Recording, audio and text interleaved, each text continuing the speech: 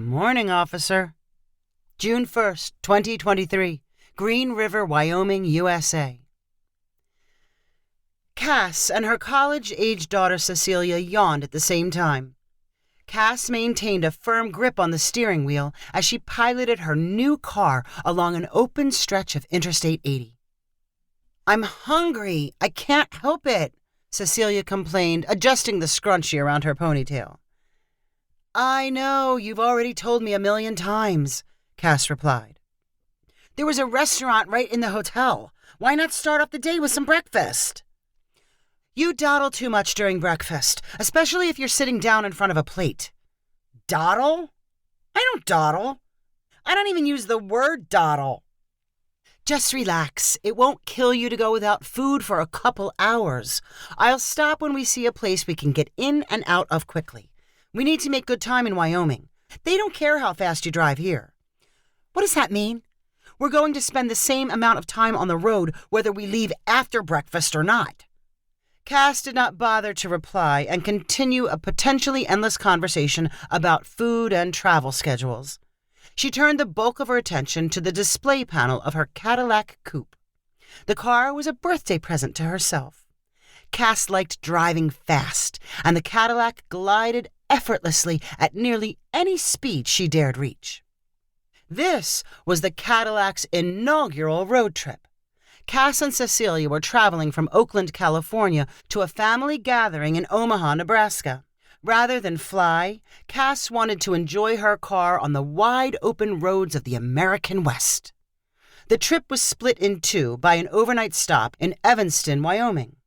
Cass dragged Cecilia out of their hotel room far earlier than her daughter expected. The pastel colors of the sunrise were still fading on the vast Wyoming horizon. An endless blanket of grassy plains covered both sides of the highway. Cass could see every car sparsely dotting the road for miles in both directions. The Cadillac's sound system played a true crime story from one of Cass's favorite podcasters. She turned up the volume and gripped the steering wheel contentedly. Lane markers flew past in a blur. "What's the speed limit?" Cecilia asked. 80. "How fast are you going?" "A little over 100. Why are you asking?" "That might be a cop up there." "Where?" "That black car, way in front of us. I think it has one of those bars on the roof for flashing lights." "I don't think so. I don't see a bar." "My eyes are better than yours." Cass strained to get a better look at the black speck in the distance. She turned down the volume on her podcast, and despite claiming not to believe Cecilia, she slowed down. As the speck grew bigger, it became obvious there was something on the roof. Cass eased back further on the Cadillac's speed until they were barely creeping up on the black car in front of them. "Yep, that's definitely a cop. I told you," Cecilia said with satisfaction. "Congratulations on being right. Don't let it go to your head. Don't get any closer. How fast is he going?" Cass looked down at her speedometer. 75. "But the speed limit is 80. "I know. I'm sure he's just daring someone to pass him." "You said no one cares how fast you go in Wyoming. Maybe you should just go by him." "That's what I'm going to do," Cass said, flipping on her left blinker. "No, Mom, I was just kidding. You can't pass a cop. They'll pull you over every time." Cass groaned and turned off the blinker. "This is completely ridiculous. I'm sure this guy gets a thrill from messing with people's minds. He lives in some podunk Wyoming town with nothing better to do." Cass matched the patrol car's speed and kept her distance, but she was antsy to move faster. "The law says you can go 80. We should be able to go at least 80. I'm going to pass him." "No, Mom, you just have to wait until he gets off the road." Cass stewed at 75 miles per hour. A line of cars collected behind her. Newcomers moving up fast in the left lane meekly slowed when they spotted the black patrol car leading the procession. After the discovery, they hit their right blinkers and squeezed into line with the other obedient followers. "This cop should get a ticket, not us," Cass shouted. "He's backing up traffic for a mile. Who do we report him to?" I'm tired of this. I'm going to pass. Mom, no. I'll go 1 mile per hour faster. He's going 75. We'll go 76. He can't pull us over for going 76. Yes, he can. He'll say he's pulling you over for something other than speeding. I'm doing it. Watch. You can be my witness. I'm setting the cruise control to 76. Cecilia protested, but Cass turned on her blinker and eased into the left lane. The black patrol car got closer and closer. They could see details on its side panel insignias. They also had a clear view of the officer behind the wheel. He had a large head and bulky shoulders. It's a big guy driving, Cass said in almost a whisper. He's probably spent his morning eating donuts. Look at him. He thinks he owns the road. Well, who would want this ugly piece of Wyoming in the first place? The Cadillac pulled up almost even with the patrol car, and Cass whispered to her daughter, "Don't look at him. Keep your eyes straight ahead. We're not doing anything wrong." Cass squeezed the steering wheel and concentrated on the road. She stayed exactly between the lane marker lines until she was well past the cop. Then she hit her right blinker and cleanly moved into the right lane. "I think we're good," Cass said, glancing into a rearview mirror. "He's not doing anything. See? I told you."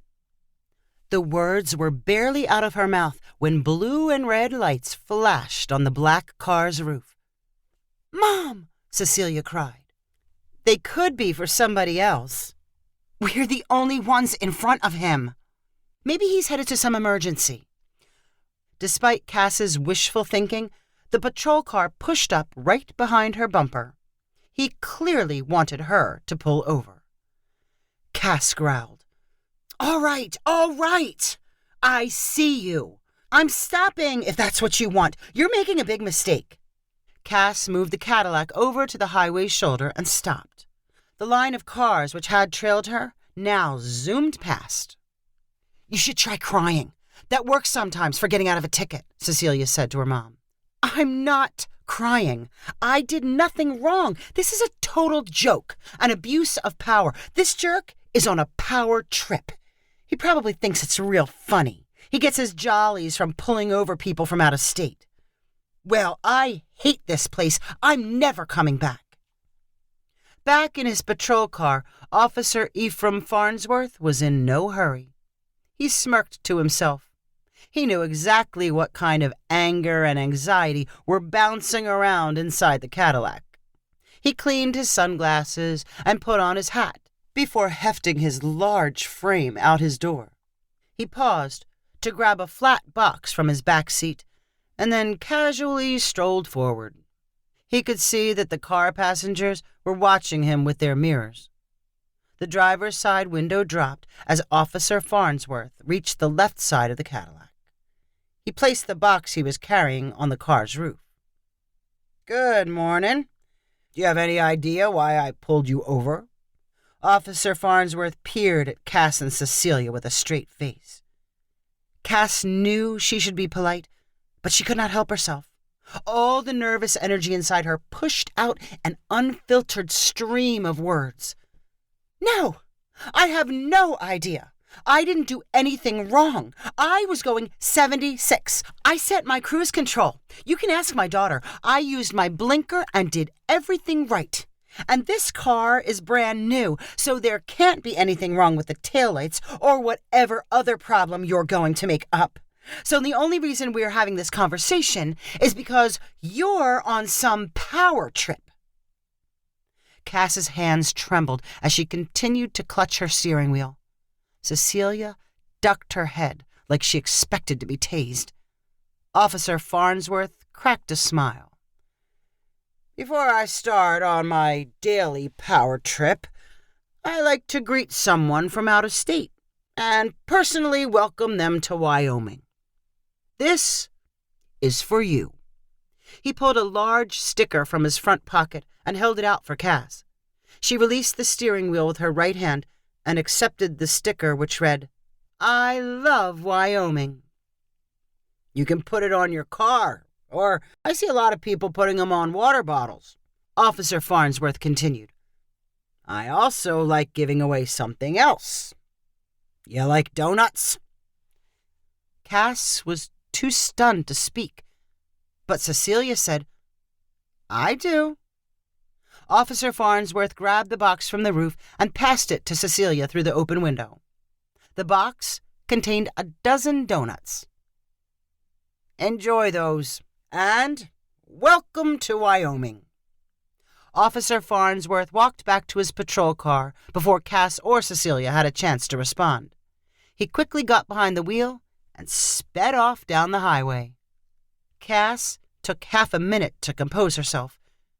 She smiled and then chuckled. I told you it was going to be fine. And now you have your breakfast. You gotta love Wyoming.